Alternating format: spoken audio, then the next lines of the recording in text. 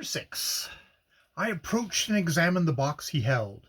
It was perforated with finely drilled holes for the admission of air, and within it lay a brilliantly winged insect, colored with all the tints and half-tints of the rainbow. "Is it alive?" I asked. "It is alive, and has a sufficient share of intelligence," replied Romanes. "I feed it, and it knows me. That is the utmost you can say of the most civilized human beings. They know what feeds them. It is quite tame and friendly, as you perceive." And opening the case, he gently advanced his forefinger. The glittering beetle's body palpitated with the hues of an opal. Its radiant wings expanded, and it rose at once to its protector's hand and clung there. He lifted it out and held it aloft. Then, shaking it to and fro lightly, he exclaimed, "Off, sprite! Fly, and return to me!" The creature soared away through the room and round the ceiling, looking like a beautiful iridescent jewel, the whir of its wings making a faint buzzing sound as it flew. I watched it, fascinated, till after a few graceful moments hither and thither, it returned to its owner's still outstretched hand, and again settled there, making no further attempts to fly. "There is a well-worn platitude which declares that in the midst of life we are in death," said the prince. Then, softly bending his dark, deep eyes on the insect's quivering wings, "but as a matter of fact, that maxim is wrong, as so many trite human maxims are. It should be, in the midst of death, we are in life. This creature is a rare and curious production of death, but not, I believe, the only one of its kind. Others have been found under precisely similar circumstances. I took possession of this one myself in a rather weird fashion. Will the story bore you?" "On the contrary," I rejoined eagerly, my eyes fixed on the radiant bat-shaped thing that glittered in the light as though its veins were phosphorescent. He paused a moment, watching me. "Well, it happens simply thus. I was present at the uncasing of an Egyptian female mummy. Her talismans described her as a princess of a famous royal house. Several curious jewels were tied round her neck, and on her chest was a piece of beaten gold quarter of an inch thick. Underneath this golden plate, her body was swathed round and round in an unusual number of scented wrappings, and when these were removed, it was discovered that the mummified flesh between her breasts had decayed away, and in the hollow, or nest thus formed by the process of decomposition, this insect I hold was found alive, as brilliant in color as it is now." I could not repress a slight nervous shudder. "Horrible," I said.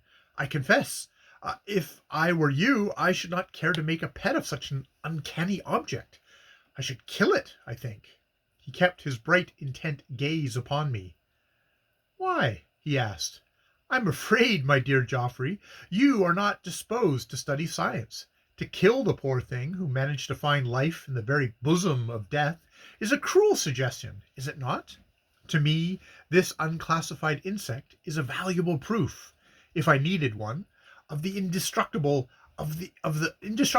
of the germs of conscious existence. It has eyes and the sense of taste, smell, touch, and hearing, and it gained these together with its intelligence out of the dead flesh of a woman who lived, and no doubt loved and sinned and suffered, more than 4,000 years ago." He broke off, then suddenly added, "All the same, I frankly admit to you that I believe it to be an evil creature. I do indeed, but I like it none the less for that. In fact, I have a rather fantastic notion about it myself. I am much inclined to accept the idea of the transmigration of souls, and so I please my humor sometimes by thinking that perhaps the princess of that royal Egyptian house had a wicked, brilliant vampire soul, and that here it is." A cold thrill ran through me from head to foot at these words, and I looked at the speaker standing opposite me in the wintry light, tall and dark, with the wicked, brilliant vampire soul clinging to his hand. There seemed to me to be a sudden hideousness declared in his excessive personal beauty. I was conscious of a vague terror, but I attributed it to the gruesome nature of the story, and, determining to combat my sensations, I examined the weird insect more closely.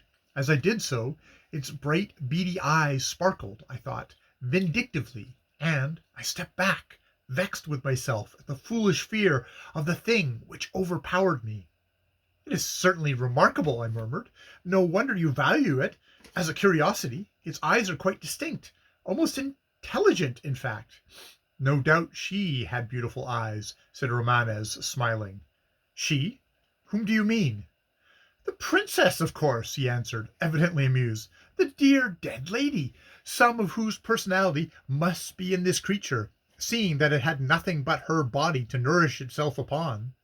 And here he replaced the creature in its crystal habitation with the utmost care. "I suppose," I said slowly, "you, in your pursuit of science, would infer from this that nothing actually perishes completely?" "Exactly," returned Romanes emphatically.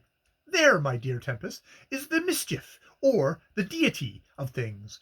Nothing can be entirely annihilated, not even thought." I was silent, watching him while he put the glass case with its uncanny occupant away out of sight. "And now for luncheon," he said gaily, passing his arm through mine. "You look 20% better than when you were out this morning, Geoffrey, so I conclude your legal matters are disposed of satisfactorily. And what else have you done with yourself?"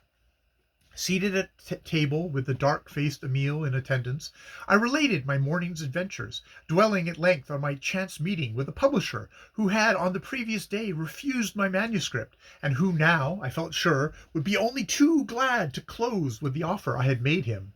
Romanes listened attentively, smiling now and then. "Of course," he said, when I had concluded, "there is nothing in the least surprising in the conduct of the worthy man. In fact, I think he showed remarkable discretion and decency in not at once jumping at your proposition. His pleasant hypocrisy in retiring to think it over shows him to be a person of tact and foresight. Did you ever imagine that a human being or human conscience existed that could not be bought?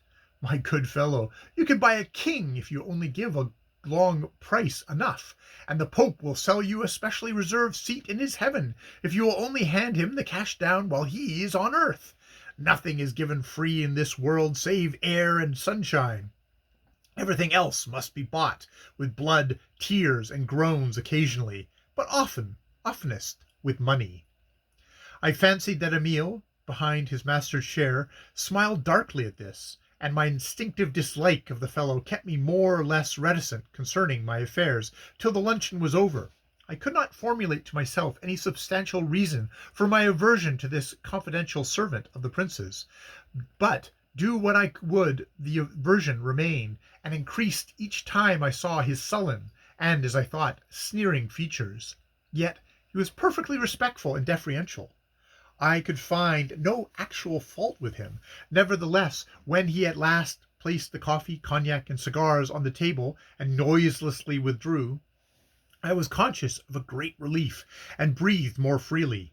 As soon as we were alone, Romanes lit a cigar and settled himself in for a smoke, looking over at me with personal interest and kindness, which made his handsome features more than ever attractive. "Now let us talk," he said. "I believe I am present the best friend you have, and I certainly know the world better than you do. What do you propose to make of your life? Or, in other words, how do you mean to begin spending your money?" I laughed. "Well, I shan't provide funds for the building of a church or the endowment of a hospital," I said. "I shall not even start a free library, for these institutions, besides becoming centers for infectious disease, generally get presided over by a committee of local grocers who presume to consider themselves judges of literature. My dear Prince Romanes, I mean to spend my money on my own pleasure, and I dare say I shall find plenty of ways to do it."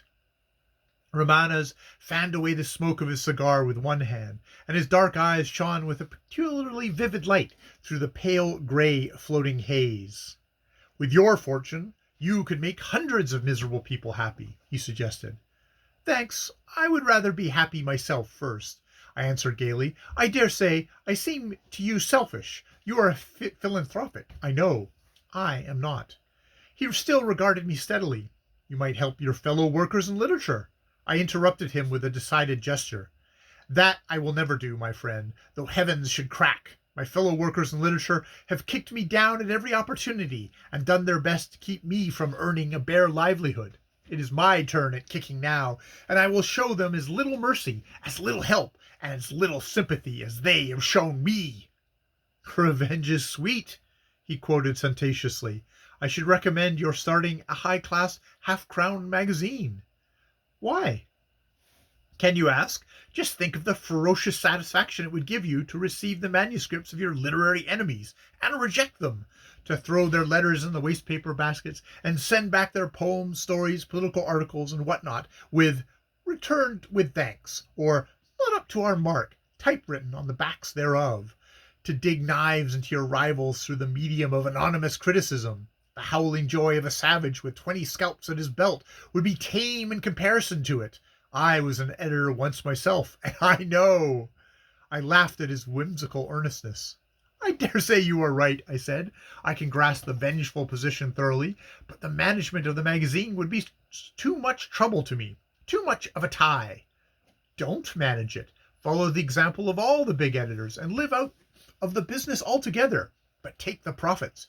You never see the real editor of a leading daily newspaper, you know. You can only interview the sub. The real man is, according to the seasons of the year, at Ascot, in Scotland, at Newmarket, or wintering in Egypt. He is supposed to be responsible for everything in his journal, but he is generally the last person who knows anything about it. He relies upon his staff, a very bad crutch at times, and when his staff are in difficulty, they get out of it by saying they are unable to decide without the editor. Meanwhile, the editor is miles away, comfortably free from worry. You could bamboozle the public in that way if you liked. I could, but I shouldn't care to do it, I answered. If I had a business, I would not neglect it. I believe in doing things thoroughly. So do I, responded Romanes promptly. I am very thorough-going fellow myself, and whatever my hand findeth to do, I do it with my might. Excuse me for quoting the scripture, he smiled, a little ironically, I thought then. Resumed, Well, in what, at present, does your idea of enjoying your heritage consist? In publishing my book, I answered. That very book I could get no one to accept. I tell you, I will make it the talk of London. Possibly you will, he said, looking at me through half-closed eyes in a cloud of smoke. London easily talks, particularly on unsavory and questionable subjects. Therefore, as I have already hinted, if your book were a judicious mixture of Zola, Huntsman, and Baudelaire, or had for its heroine a modest maid who considered honorable marriage a degradation, it would be quite sure of success in these days of new Sodom and Gomorrah. Here he suddenly sprang up, and flinging away his cigar, confronted me. Why do not the heavens rain fire upon this accursed city? It is ripe for punishment, full of abhorrent creatures not worthy the torturing in hell, to which it is said liars and hypocrites are condemned. Tempest, if there is one human being more than another that I utterly abhor, it is the type of man so commonly to the present time, the man who huddles his own loathly vices under a cloak of assumed broad-mindedness and virtue. As such a one will even defy the loss of chastity in women by the name of purity, because he knows that it is by her moral and physical ruin alone that he can gratify his brutal lusts. Rather than be such a sanctimonious coward, I would openly proclaim myself vile. That is because yours is a nobler nature, I said. You are an exception to the rule. An exception? I? And he laughed bitterly. Yes, you are right. I am an exception among men, perhaps, but I am one with the beasts in honesty. The lion does not assume the manners of the dove. He loudly announces his own ferocity. The very cobra, stealthy though its movements be, evinces its meaning by a warning hiss or rattle. The hungry wolf's bay is heard far down the wind, intimidating the hurrying traveler among the wastes of snow. But man gives no clue to his intentions. More malignant than the lion, more treacherous than the snakes, more greedy than the wolf, he takes his fellow man's hand in pretended friendship, and an hour later defames his character behind his back. With a smiling face he hides a false and selfish heart. Flinging his pygmy mockery at the riddle of the universe, he stands gibing at God, feebly astraddle on his own earth grave. Heavens! Here he stopped short with a passionate gesture. What would the eternities do with such a thankless, blind worm as he? His voice rang out with a singular emphasis. His eyes glowed with a fiery ardor. Startled by his impressive manner, I let my cigar die out and stared at him in mute amazement. What an inspired countenance! What an imposing figure! How sovereignly supreme and almost godlike in his looks he seemed at that moment! And yet there was something terrifying in his attitude of protest and defiance. He caught my wondering glance. The glow of passion faded from his face. He laughed and shrugged his shoulders. "I think I was born to be an actor," he said carelessly. "Now and then the love of declamation masters me. Then I speak, as prime ministers and men in parliament speak, to suit the humor of the hour, and without meaning a single word I say." I cannot accept that statement," I answered him, smiling a little. "You do mean what you say, though I fancy you are rather a creature of impulse." "Do you really?" he exclaimed. "How wise of you! Good Geoffrey Tempest, how very wise of you! But you are wrong. There was never a being created who was less impulsive, or more charged with set purpose than I. Believe me or not as you like, belief is a sentiment that cannot be forced. If I told you that I am a dangerous companion, that I like evil things better than good, that I am not a safe guide for any man, what would you think?" "I should think you were whimsically fond of underestimating your own qualities," I said, relighting my cigar, and feeling somewhat amused by his earnestness. "And I should like you just as well as I do now, perhaps better. Though that would be difficult. At these words he seated himself, bending his steadfast dark eyes full upon me. "Tempest, you follow the fashion of the prettiest women about town. They always like the greatest scoundrels." "But you are not a scoundrel," I rejoined, smoking peacefully. "No, I'm not a scoundrel, but there's a good deal of the devil in me." "All the better," I said, stretching myself out in my chair with lazy comfort. "I hope there's something of him in me, too." "Do you believe in him?" asked Romanes, smiling. "The devil? Of course not." "He is a very fascinating, legendary personage," continued the prince, lighting another cigar and beginning to puff at it slowly. "And he is the subject of many a fine story. Picture his fall from heaven, Lucifer, son of the morning. What a title, and what a birthright! To be born of the morning implies to be a creature formed of translucent light undefiled, with all the warm rose of a million orbs of day coloring his bright essence, and all the luster of fiery planets flaming in his eyes. Splendid and supreme, at the right hand of deity himself he stood, this majestic archangel, and before his unwearied vision rolled the grandest creative splendors of God's thoughts and dreams. All at once he perceived in the vista of an embryonic things of a small new world, and on it a being forming itself slowly, as it were, into the angelic likeness, a being weak yet strong, sublime yet foolish, a strange paradox, destined to work its way through all the phases of life, till, imbibing the very breath and soul of the Creator, it should touch conscious immortality. Eternal joy.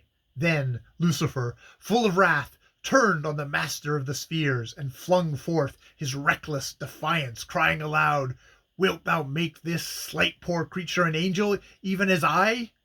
I do protest against thee, and condemn.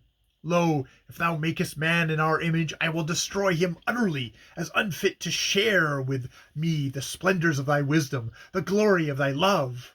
And the voice supreme, in accents terrible and beautiful, replied, "Lucifer, son of the morning, full well dost thou know that never can an idle or wasted word be spoken before me. For free will is the gift of the immortals. Therefore what thou sayest, thou must needs do. Fall, proud spirit, from thy high estate, thou and thy companions with thee, and return no more till man himself redeems thee. Himself redeemed thee. Each human soul that yields unto thy tempting shall be a new barrier set between thee and heaven. Each one that of its own choice doth repel and overcome thee shall lift thee nearer to thy lost home.